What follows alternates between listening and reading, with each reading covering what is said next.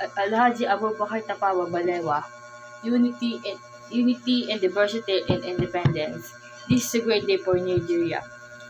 This marks the beginning of the last stage of our march toward independence, and all of us who are here today should be thankful to Almighty God who has given the opportunity to witness the event of this most memorable time.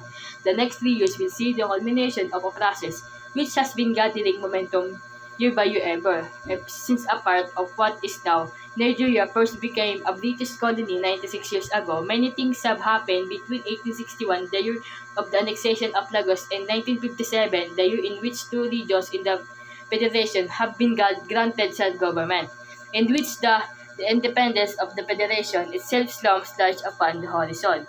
We have traveled a long way, and we can congratulate ourselves that after 34 years being associated with what I may loosely can call a form parliamentary government, with the people of Nigeria have reached the stage you have today, the All Nigeria Council, which was established in 1923, in which survived up to 1951, taught under the new name of Legislative Council, called we be regarded as the foundation of this our House of Representatives. We should therefore express our thanks to those eminent Nigerians and living who play and living who played so great a part in the council, and and would have made possible the important political advance which we are witnessing today. It was 1952 that Nigerians were appointed minister, and so for the first time in the history, Nigerian politicals became directly associated with the formulation of government policy.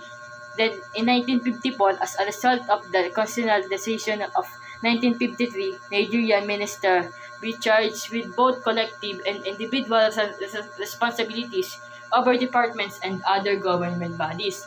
But to me, the most important result of the constitutional change in 1954 was the introduction of a federal form of government for Nigeria, a system which I had advocated as far back in 1948. In the old Legislative Council, I am pleased to see that we are now all agreed that the federal system is under present condition the only service on which Nigeria can remain united. We must recognize your diversity and the peculiar condition under which the different tribal communities live in the country. To us, Nigeria, therefore, unity in diversity is a source of great strength, and we must do all in our power to see that this federal system of government is strengthened and maintained.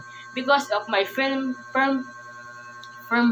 belief in the need for national unity, I decided that the country ought to have a national government so that the three major political parties, the NCNC, that Action Group, and the NPC could be closely associated with the making of policy and planning preparation for 1960. I regard the period between now and 1960 as one of national emergency, a period in which we should form a political difference and work together as a team so that our ambition to achieve independence may be realized. In all this, I must express my gratitude to Dr. Secretary, to Chief Awolowo, Dr. Delhi, and to leader of own party, Sir John of Sokoto, for this cooperation and support for my decision.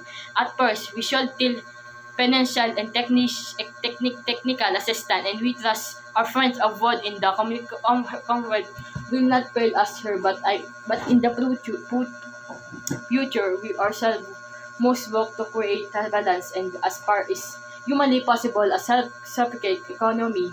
Nigeria economy has been closely linked with the one of United Kingdom, and we intend to strengthen that link to the advantage of a countries after independence. We shall continue to look first of Britain to supply those technical offers whose service we need so much. I must return my main them. The future of this most country of Nigeria must depend in the main on the efforts of ourselves to help ourselves. This we cannot do if we are not working together in unity, and the unity today is our greatest concern, and is the duty of every one of us to work to straighten bitterness due to political difference will carry Nigeria nowhere, and I appeal to all political leaders throughout the country to try control their party extremes. Nigeria is large enough to accommodate us all in spite of our political difference.